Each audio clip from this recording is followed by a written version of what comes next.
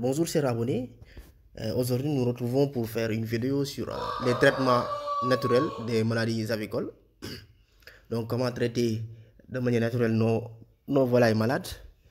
D'autant plus que nous savons qu'il y a des réalités qui sont là. Parfois c'est difficile d'avoir des médicaments.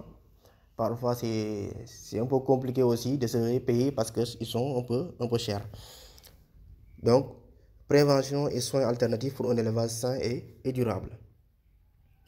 Bon, les informations complémentaires, il faut savoir que la formation, c'est à l'usage des éleveurs et aussi des passionnés. Aujourd'hui, tous ceux qui font de l'élevage avicole, de l'aviculture, et ceux qui sont passionnés peuvent aujourd'hui utiliser ces méthodes pour traiter le sujet.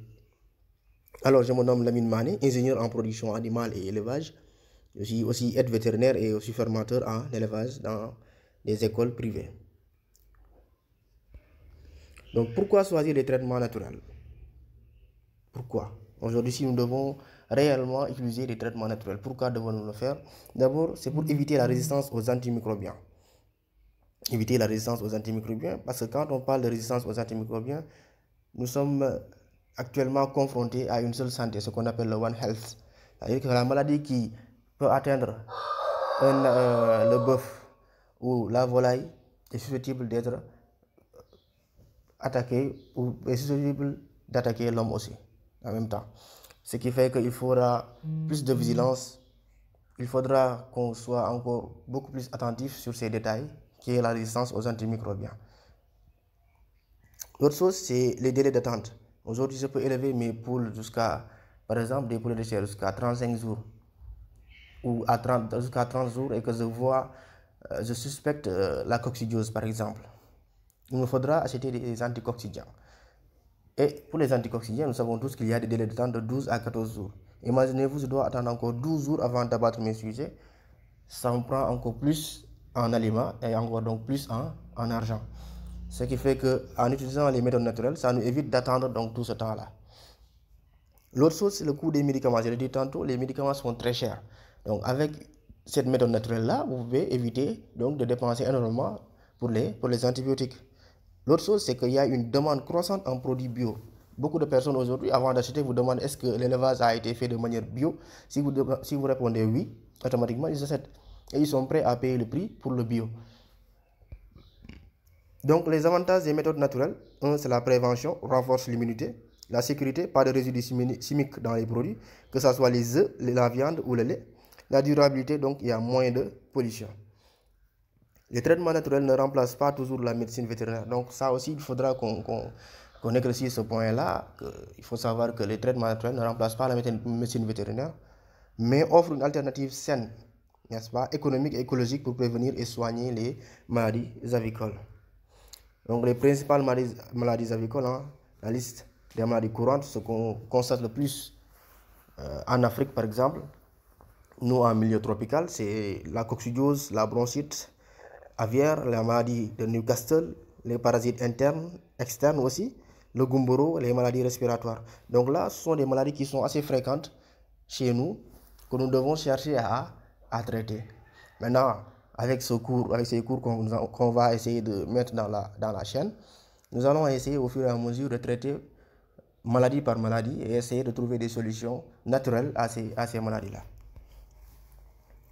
Mais avant tout traitement, il faut avoir une approche préventive. Et l'approche préventive, la première chose à faire, c'est avoir une bonne hygiène du poulailler. Il faut que le poulailler soit propre, aéré, ventilé, nettoyé souvent, n'est-ce pas, désinfecté au vinaigre et à l'argile. Quand vous nettoyez vos abreuvoirs, par exemple, vous pouvez utiliser du vinaigre, n'est-ce pas, pour, encore une fois, renforcer le nettoyage, la désinfection donc, de vos matériels. Avoir une alimentation équilibrée. Il faut qu'il y ait une alimentation équilibrée parce qu'on dit souvent que le premier médicament c'est l'alimentation. Vous alimentez bien, vos sujets tomberont rarement malades. Aussi utiliser des plantes répulsives comme la menthe, le thym et la lavande. Donc toutes ces plantes-là peuvent repousser les parasites externes.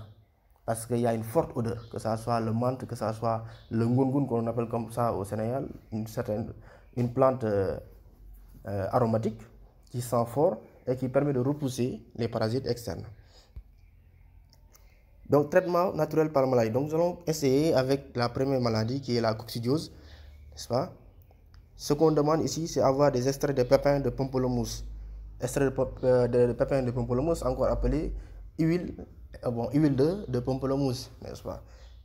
Ça se vend dans les grandes surfaces, mais ici en Afrique, il y a assez de pamplemousse. Si vous avez un voisin ou un ami ou des champs où vous avez donc des pamplemousses, vous pouvez aller en chercher et essayer de les utiliser.